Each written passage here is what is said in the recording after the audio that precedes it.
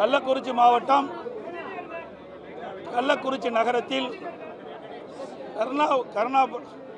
கருணாபுரத்தை பகுதியில் கள்ளச்சாராயம் குடித்து சுமார் இதுவரை எங்களுக்கு கிடைத்த தகவலின்படி 50 பேர் உயிரிழந்ததாக இன்றைக்கு தகவல் கிடைத்திருக்கின்றன.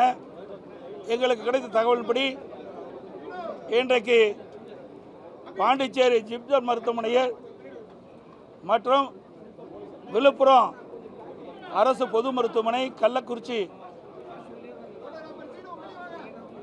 மருத்துவமனையில், சேலம் அரசு பொது மருத்துவமனை இந்த பகுதியில் 96 பேர் சிகிச்சை பெற்று வருவதாக செய்திகள் வந்துள்ளன. கிட்டத்தட்ட 146 பேர் இதுவரை இந்த கள்ளச்சாராயம் குடித்து பாதிக்கப்பட்டதாகவும் அதில் 50 பேர் இறந்துள்ளதாகவும் எஞ்சியவர்கள் தற்போது மருத்துவமனையில் சிகிச்சை பெற்று வருவதாகவும் பாண்டிச்சேரி ஜிப்மர் மருத்துவமனையில் 16 பேர் கவலைக்கிடமாக இருப்பதாகவும் சேலத்தில் சிகிச்சை பெற்று வருகிறவர்கள் பல பேருக்கு கண் தெரியவில்லை என்றும் செய்திகள் வந்துள்ளன.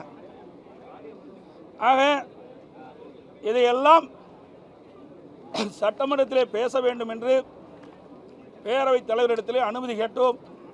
பேரவைத் தலைவர் அனுமதி மறுத்துவிட்டார். இது நெஞ்சை பதற வைக்கின்ற சம்பவம், நாட்டையே உலுக்கிக் கொண்டிருக்கின்ற சம்பவம், மக்கள் கொதித்து போயிருக்கின்ற இந்த சம்பவம் குறித்து கூட சட்டமன்றத்தில் பேசுவதற்கு வாய்ப்பளிக்கவில்லை என்றால் சட்டமன்ற உறுப்பினராக தேர்ந்தெடுக்கப்பட்டதற்கே அர்த்தமில்லாமல் போய்விடும். குறிப்பாக எதிர்க்கட்சி தலைவர் என்ற முறையில், எதிர்க்கட்சி உறுப்பினர் என்ற முறையில் மக்களுடைய பிரச்சனையை அரசனுடைய கவனத்திற்கு கொண்டு வருவது எங்களுடைய தலையாய கடமை.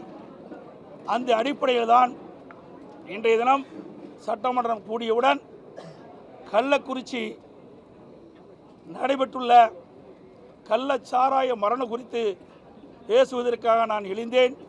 பேரவைத் தலைவர் அனுமதி கொடுக்கவில்லை. தொடர்ந்து நாங்கள் நின்று கொண்டே அனுமதி கேட்டோம். இது ஏழை எளிய தாழ்த்தப்பட்ட ஆதிராவிட மக்கள் இன்றைக்கு இந்த கள்ளச்சாராயம் குடித்து இறந்திருக்கின்றார்கள். அவளை இந்த அரசு முறையாக சிகிச்சையும் அளிக்கவில்லை. இதையெல்லாம் பேச வேண்டும் என்பதற்காகத்தான் நாங்கள் அனுமதி கேட்டோம். ஆனால் சட்டப்பேரவைத் தலைவர் வலுக்கட்டாயமாக எங்களை வெளியேற்றிவிட்டார்.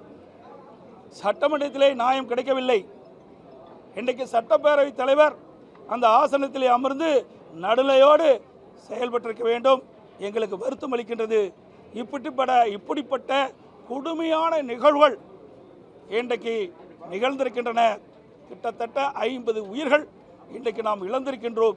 இது குறித்து சட்டமன்றத்திலே பேச அனுமதி மறுக்கப்பட்ட காரணத்தினால் நாங்கள் அதை எங்களுக்கு அனுமதி வழங்க வேண்டும் என்று தொடர்ந்து குரல் கொடுத்தோம்.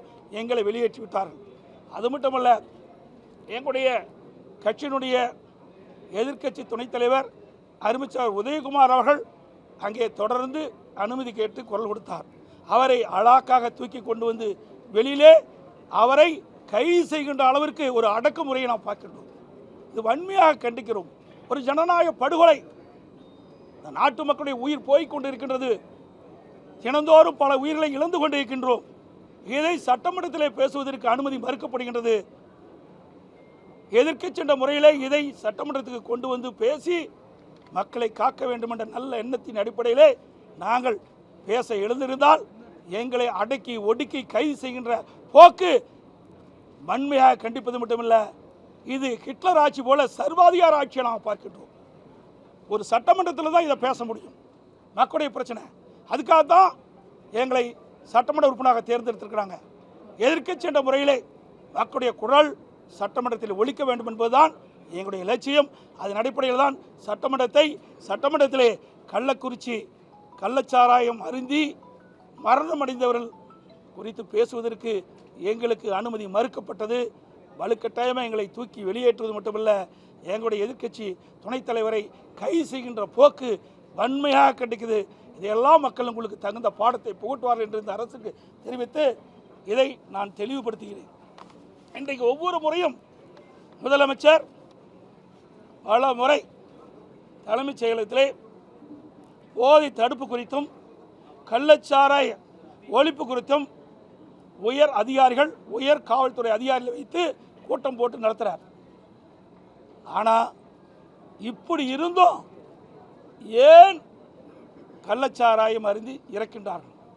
திறமையற்ற அரசாங்கம், பொம்மை முதலமைச்சர், அதுவும் குறிப்பாக கள்ளக்குறிச்சி மரணம் யாராலையும் ஏற்றுக்கொள்ள முடியாத மரணம். கள்ளக்குறிச்சி நகரத்தில் மைய பகுதியில் இந்த கள்ளச்சாராய விற்பனை செஞ்சுருக்கிறாங்க. கிட்டத்தட்ட ஒரு 200 மீட்டர் தூரத்தில் தான் காவல் நிலையம் இருக்குது. இன்றைக்கு நீதிமன்ற வளாகம் அதை ஒட்டியே கள்ளச்சாராய விற்பனை செஞ்சுருக்கிறாங்க. அங்கே தான் மாவட்ட காவல்துறை கண்காணிப்பாளர் அலுவலகம் இங்கே இருக்கின்றது. கள்ளக்குறிச்சியிலே மாவட்ட ஆட்சியாளர் அலுவலகம் அங்கே இருக்கின்றது. உயர் அதிகாரிகளும் அங்கே இருக்கின்றார்கள். மக்கள் அதிகமாக நடமாடுகின்ற அந்த மையப்பகுதியிலேயே தொடர்ந்து 3 ஆண்டு காலமாக கள்ளச்சாராயம் விற்பனை செய்து கொண்டிருக்கின்ற சொன்னால் இந்த ஆட்சியுடைய நிர்வாகம் எப்படி இருக்கும் என்பதை பார்க்க வேண்டும். உளவுத்துறை என்ன செய்து கொண்டிருக்கிறது என்பதை நாம் இன்னும் பார்க்க வேண்டும். இங்கே இருக்கின்ற தொலைக்காட்சிகளெல்லாம் பல தொலைக்காட்சிகளை நான் பார்த்தேன். நீங்கள் அந்த பகுதி மக்களை சந்தித்து நீங்கள் அந்த பகுதியிலே என்ன நடந்தது என்ற விவரத்தை உங்களுடைய தொலைக்காட்சி மூலமாக வெளிப்படுத்தினீர்கள். 3 ஆண்டு காலமாக அந்த கருணாபுரத்திலே கள்ளச்சாராய் விற்பதாக தகவல் கிடைப்பதாக நீங்கள் செய்தி வெளியிட்டீர்கள். ஆக இவ்வளவு மையப்பகுதியில் இவ்வளவு காவல்துறை அதிகாரிகள், மாவட்ட ஆட்சித்தலைவர், ஏனைய அதிகாரிகள், நீதிமன்றத்துக்கு அருகில் இப்படிப்பட்ட சம்பவம் நடைபெறுது என்று சொன்னால் இந்த ஆட்சி ராஜினாமா செய்ய வேண்டுமா வேண்டாமா? இந்த முதலமைச்சர் இதற்கு, இந்த மரணத்திற்கு பொறுப்பேற்று ராஜினாமா செய்ய வேண்டும். அதுதான் நியாயம். ஏனென்றால் இதுவரை 50 பேர், இன்னும் எவ்வளவு பேர் சிகிச்சை பலனில்லாமல் இறப்பார்கள் என்று தெரியவில்லை. ஏனென்றால் இப்பர் மருத்துவமனையில் 16 பேர் கவலைக்கிடம் இருப்பதாக செய்திகள் வெளிவந்துள்ளன. இன்னும் பல மருத்துவமனையிலே வெளிப்படத்தன்மை இல்லை. எவ்வளவு பேர் சிகிச்சை பெறாங்க, என்ன நிலையில் இருக்கிறாங்க என்ற விவரம் ஒன்றுமே தெரியவில்லை. இதையெல்லாம் சட்டமன்றத்தில் பேச வேண்டும் என்பதற்காகத்தான் நாங்கள் முயற்சி செஞ்சோம். மக்களுடைய நலன் கருதி, மக்களுடைய பிரச்சனையை கருதி அங்கே இருக்கின்ற மக்களுக்கு எங்களால் முடிந்த உதவிகளை செய்ய வேண்டும் இந்த அரசின் மூலமாக. அதற்காகத்தான் நாங்கள் சட்டமன்றத்திலே பேசுவதற்கு முயற்சி செய்தோம். அதையும் மறுக்கப்பட்டு எங்களை வெளியேற்றிருக்கின்றார்கள். ஆக வெளிப்படைத்தன்மை இல்லை, அங்கே முறையான சிகிச்சை அளிக்கவில்லை. நான் நேரில் போய் பார்த்தேன். பிரம்மாண்டமான மருத்துவமனையை அதிமுக அரசு இருக்கின்ற பொழுது மருத்துவக் கல்லூரி மருத்துவமனை அங்கே கொடுத்தோம். அதில் போதிய மருத்துவர்கள் இல்லை, போதிய மருந்துகள் இல்லை. இதற்கு நீங்கள் பார்த்தீங்கன்னா முக்கியமாக தேவைப்படுகின்ற மருந்து ஓமிபெசோல்